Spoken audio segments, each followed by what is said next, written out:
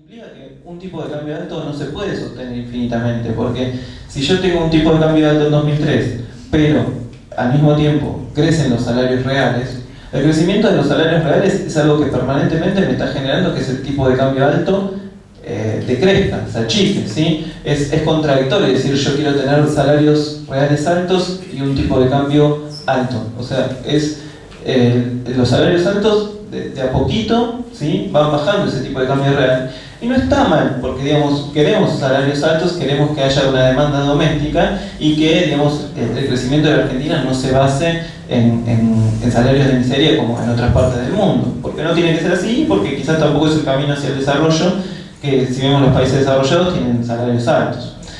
Entonces, en ese momento, digamos, en los cuales ciertas cuestiones que funcionaron bien hasta 2007, 2008, 2009, ya con la caída del precio de la soja, con la crisis cayó bastante. Ya les decía, el tipo de cambio ya no era lo mismo que había sido en 2003, ya no existía esa capacidad ociosa que existía en 2003 gracias a la crisis de 2001. Es decir, ya el crecimiento argentino ya tenía que entrar en una nueva fase, y esa nueva fase implicaba afectar ciertos intereses. Recién mencionaba acá Alejandro los del sistema financiero también. Y otro de los hechos clave que quería mencionar acá era la reforma de la Carta Orgánica en 2012, que recién lo mencionó Alejandro. Digo, ahí ya les mencioné tres cuestiones claves en las cuales se afecta intereses. ¿Con qué objetivos se afecta intereses? Digo, intereses concentrados extranjeros. No es con un objetivo, digamos, de afectar el interés en sí, sino porque se considera de que los recursos argentinos tienen que ser viabilizados hacia ciertos lados que permiten un desarrollo económico y mejor redistribución del ingreso, mejores salarios, ¿sí? No es que, digo, si se quiere que Argentina invierta en capacidad productiva o que los capitales se fuguen, ¿sí? Uno, cuando mencionó las retenciones, uno de los elementos claves que mencionó Marcelo era obviamente el combate de la inflación. No por nada ahora, con la baja de la inflación de las retenciones, el precio de los alimentos está subiendo indiscriminadamente, y eso es compatible con que el precio de los productores sea muy bajo, ¿no? O sea, básicamente ahí hay un tema que tiene que ver con un segundo tema de las retenciones que quedó subyacente en lo de Marcelo y que tiene que ver con lo que yo había dicho antes, que es el tema redistributivo. O sea, en la pampa húmeda, en el sector oleaginoso, en el sector sojero, hay una rentabilidad absolutamente extraordinaria. Entonces, una de las cuestiones redistributivas tiene que ver con lo impositivo y con lo tributario, que tiene que ver con el hecho de que por fuera del componente antiinflacionario de las retenciones tenían un componente de redistributivo, de financiar políticas, y básicamente el fondo fiduciario sojero al que van las retenciones, lo que permitió federalizar y hacer que las provincias más pobres obtuvieron mayores recursos por fuera de lo que es la coparticipación de impuestos para poder generar políticas de desarrollo. Yo me tengo que ir a un compromiso en Telesur ahora, una grabación local, pero quería dejar dos temas para desarrollar acá y que seguramente nos van a llevar a prolongar un poco el debate, por fuera del debate acá ya hoy, la clase que viene, que tiene que ver con dos cosas vitales también. Uno tiene que ver con la política de comercio exterior, ¿no? Y en ese sentido es importante que destaquemos, Marcelo, todo lo que fue, por un lado, digamos, el no al ALCA, ¿no? O sea, básicamente el cambiar, digamos, totalmente la agenda neoliberal de comercio que ahora quieren imponer, básicamente con este rechazo mancomunado y la profundización del Mercosur y el UNASUR como instrumentos de política, digamos, autónoma, ¿no? Que en algunos casos se avanzó y en otros, lamentablemente, como el Banco del Sur, recién ahora se está constituyendo. Y el otro tema que me parece muy interesante para desarrollar tiene que ver con toda la dinámica de la inflación y toda la dinámica de la puja, digamos, redistributiva respecto a los márgenes de los grupos económicos, ¿sí? Que va a tener su gran epicentro, yo diría, en el año 2000, 2012 y 2013 particularmente, y que va a dar lugar a la política de precios cuidados particularmente, ¿no? Y repasar básicamente también cómo hay un Estado que se va a meter, obviamente que no pudo llegar en muchas cosas al hueso, porque todavía hoy tenemos, o sea, digamos, cadenas de producción y comercialización muy ineficientes y con un alto grado de oligopolio y monopolio en sectores críticos de la economía, pero donde el Estado se puso a discutir márgenes. Y yo creo que eso es un elemento también central y distintivo y claramente distinto a esta época donde, digamos, bueno, todo control del Estado, o sea, si bien nominalmente precios cuidados sigue, no hay controles, no hay sanciones, y básicamente, bueno, quien está a cargo de esa política es precisamente uno de los dueños de uno de los principales supermercados, ¿sí? Así que eso creo que es uno de los elementos absolutamente centrales y que van a dar lugar, me parece, digamos, al debate posterior. O sea, evidentemente creo que fuera del tema externo y, digamos, lo que dio peso a las disputas, uno de los temas que más, así como el tema cambiario y el tema fiscal fue un tema central de disputa, el tema precios precisamente por esa estructura heredada de los años 90 y la convertibilidad de una gran concentración de la economía, una fuerte oligopolización, una fuerte extranjerización que fue parcialmente revertida, y esa disputa permanente por el excedente, por los márgenes, se reprodujo en las tensiones de precios, en los márgenes inflacionarios y en las políticas, ¿no? Y cómo, bueno, el Estado tuvo que administrar esa puja, y por ahí estaría bueno algunas palabras en eso, vinculado también con la necesidad de administrar el comercio exterior, ¿no? De impedir que se importe indiscriminadamente, ¿no? O sea, la necesidad de que hubiera declaraciones juradas de importación. O sea, es vital en un país como la Argentina, en un país en desarrollo y mucho más en un contexto de crisis internacional, que un país haga un proceso de administración de divisas cuando las divisas son escasas, priorizando el desarrollo, es decir, las importaciones imprescindibles para producir bienes de capital. O sea, por cierto, en una política popular, la política clave es ir hacia una sustitución de importaciones y hacia una promoción de un proceso productivo más complejo, con valor agregado, con desarrollo, con mayores exportaciones que no sean solo de productos primarios.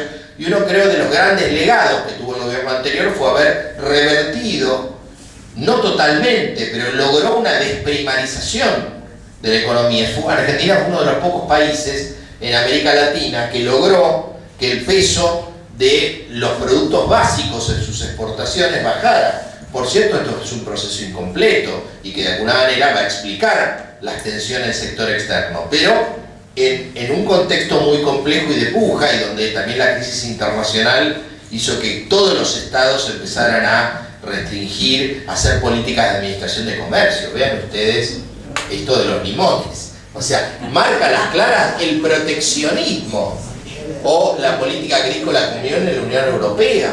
O sea, cómo se ha cuestionado y banalizado la defensa del mercado interno que hizo el gobierno anterior, cuando todo el mundo la hace, y cómo ahora estamos viviendo una apertura absolutamente salvaje de la economía, que está generando despidos, suspensiones, y que va a agravar.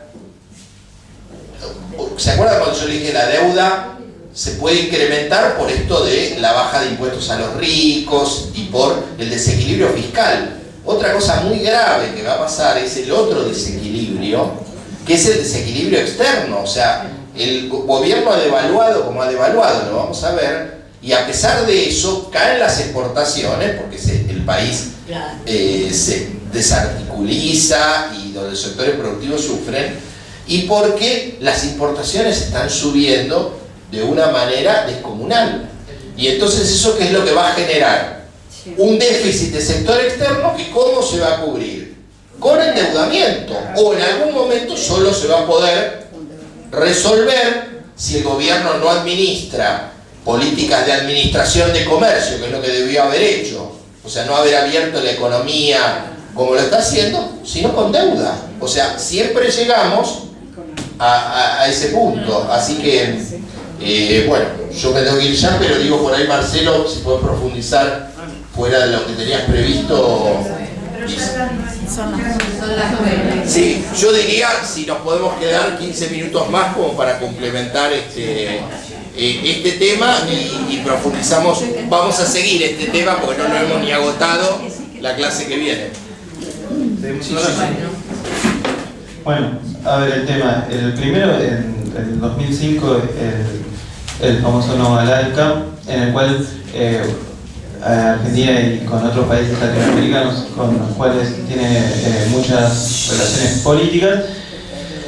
En el caso del Mercosur se intenta profundizar distintas cuestiones estructurales y mayor el intercambio manufacturero. Digo, cuando uno analiza las exportaciones argentinas que no son primarias, el principal destino es Brasil.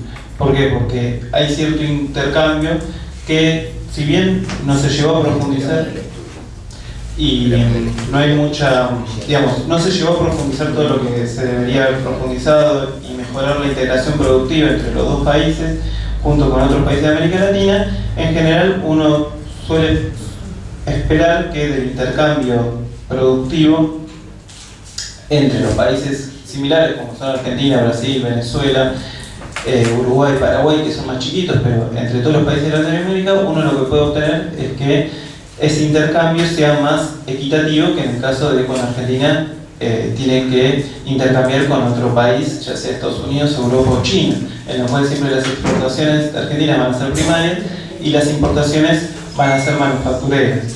Con lo cual, en el caso del Novalalca significaba, bueno, no vamos hacia una América toda unida en la cual Estados Unidos iba a exportar bienes manufacturados y Argentina iba a exportarle, ni siquiera Argentina, porque Argentina la verdad que es muy complementaria la economía con Estados Unidos, pero otros países de América Latina iban a exportar sus productos primarios y se pasó más allá de lo ideológico, lo que significa el Novalalca, a un esquema Mercosur de intercambio de producciones manufactureras, ¿sí? O la idea, al menos desde el principio, fue esa, tratar de intercambiar productos industriales y no bienes primarios por bienes manufacturados, ¿sí?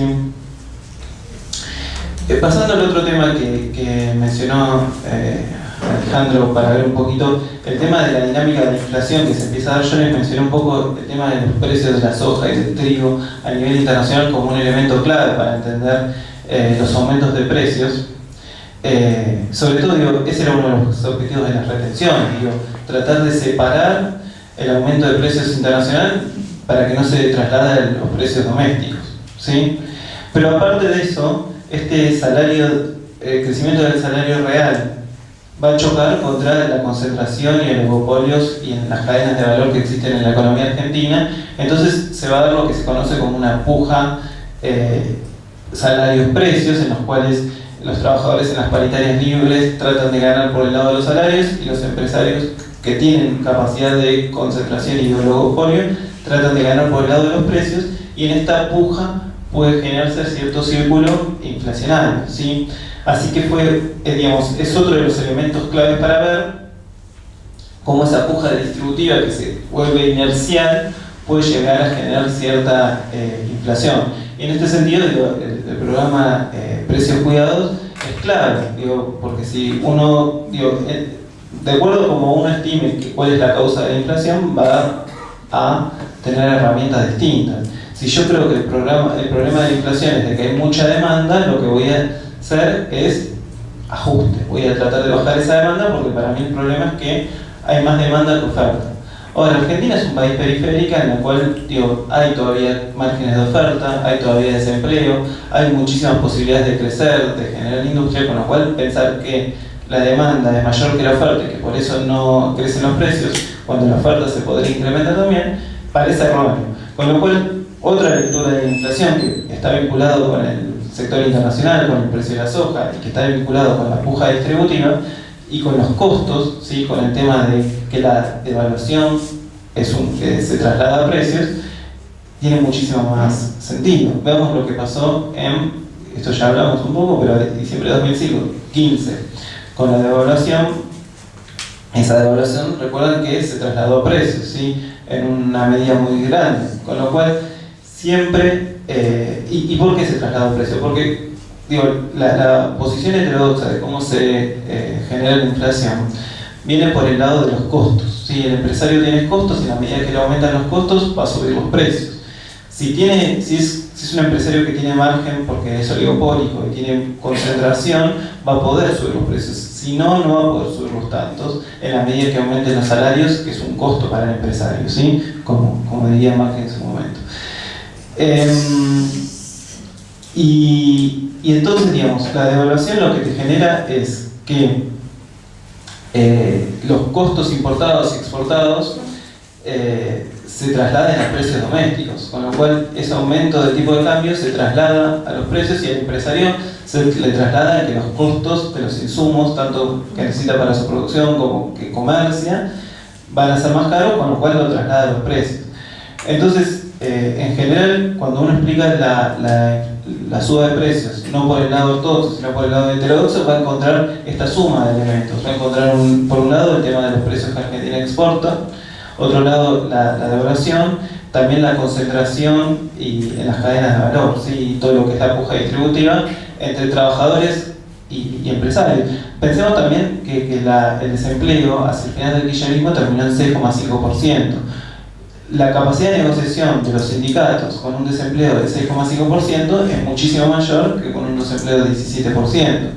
Con lo cual, eso también, digamos, esa puja, digamos, se volvía más fuerte, por suerte, digamos, porque es bueno que los sindicatos tengan mayor capacidad de negociación porque haya un bajo desempleo, pero eso da cuenta también de que había una puja fuerte entre los sectores oligopólicos que podían subir precios y los trabajadores.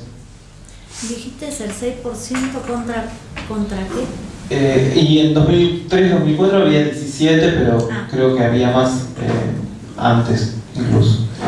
25. Se llegó a 25. Y la otra cuestión, digo, como para terminar, y si quieren después podemos hacer preguntas, es el tema de que cuando se termina el tema del tipo de cambio nominal alto y se empieza a apreciar ese tipo de cambio porque mejoran los salarios, entre otras cuestiones, lo que se termina generando es de que las importaciones se abaratan y entonces uno tiene que implementar un montón de políticas comerciales de comercio exterior para que esas importaciones no destruyan la industria nacional. ¿Cómo se implementan estas políticas comerciales de comercio exterior para que frenan estas importaciones? Hay varias estrategias. Una es lo arancelario, es decir, las importaciones tienen un impuesto, entonces con ese impuesto logro que suban de precio y puedan competir con la industria nacional. Muchas veces esta cuestión arancelaria tiene ciertos límites. Uno de esos principales límites es la Organización Mundial del Comercio, que restringe, Argentina es miembro, como casi todos los países, de la Organización Mundial del Comercio, y la Organización Mundial del Comercio pone muchos límites a la capacidad de los países de aplicar aranceles. Entonces se buscan otras medidas, a veces las conocen como pararancelarias, que por ejemplo son las fitosanitarias, que nosotros las conocemos cuando en Europa nos dejaban ingresar carne argentina por el tema de la lactosa.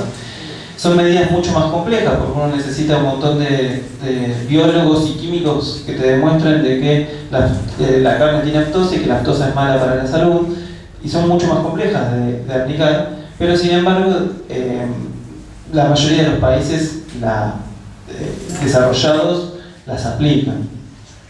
Y muchas de estas medidas, había muchísimo mayor control para las importaciones con distintas medidas que se aplicaron, quizás no tan complejas como las pararancelarias, pero que buscaban de alguna forma limitar de distintas maneras el ingreso de importaciones para que esas importaciones no perjudicaran a la industria nacional, porque si para el comerciante, digamos, es lo mismo comprar importado que comprar producción nacional.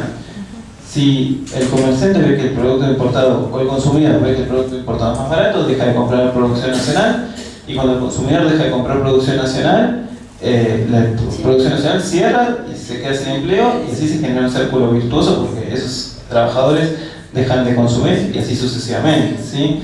Entonces, es necesario, más allá de la decisión individual de cada persona, porque nadie va a juzgar a una persona porque se vaya de compras a Chile, porque es una decisión individual, pero uno siempre espera que el Estado, como representante de todos, va a tratar de generar el bien colectivo, y ese bien colectivo se genera frenando las importaciones porque, digo, yo como consumidor quizás ahora puedo comprarme una computadora que me sale más barato, pero ¿de qué me sirve si me quedé sin trabajo?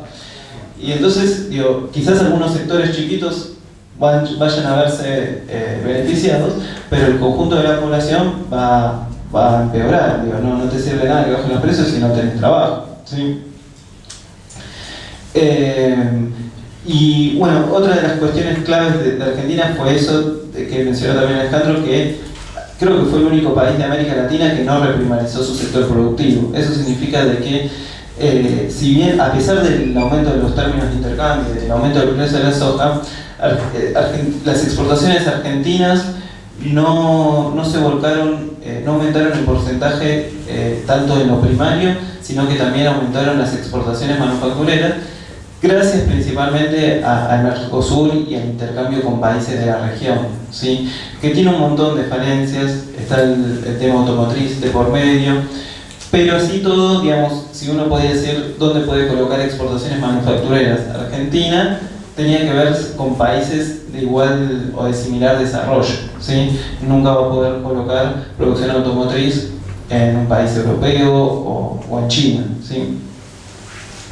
Así que bueno, fui repasando algunos de estos puntos que dejó Alejandro como para cerrar. No sé si algún otro punto que les parezca que vale la pena mencionar de todo lo que... El tema de los subsidios, que fue tan criticado, sí, hemos hablado. Sí, el congelamiento de tarifas fue una de las primeras decisiones del gobierno anterior. Y uno tiene que entender el tema de los subsidios más allá de un montón de cuestiones que había para arreglar y recomponer. Tiene que entenderlo como la idea de que haya más consumo, ¿sí? Es una transferencia de ingresos desde el Estado hacia los consumidores para que los consumidores consuman más, y en la medida que vos tengas protección aduanera, tengas protección con medidas arancelarias, tengas distintos tipos de producción, ese consumo se entiende que tiene que ir hacia producción argentina, con lo cual es generar cierto círculo virtuoso de demanda. Ahora, esto lleva a ciertos problemas, porque si los subsidios no se trasladan hacia un sector que consuma, sino que se traslada hacia un sector que fuga capitales, ese subsidio no me está sirviendo. Entonces, pero es muy difícil, como herramienta es muy difícil de aplicar. Además, toda herramienta pública siempre, uno no deja de aplicar una herramienta política solamente porque un pedacito vaya mal, ¿sí? Uno cuando analiza una herramienta pública, una herramienta política, tiene que analizarla en su totalidad. Si un 99% fue bien y un 1% fue mal, uno no deja de aplicar una herramienta por eso, ¿sí? Es válido. Exacto. ¿Alguna otra cuestión?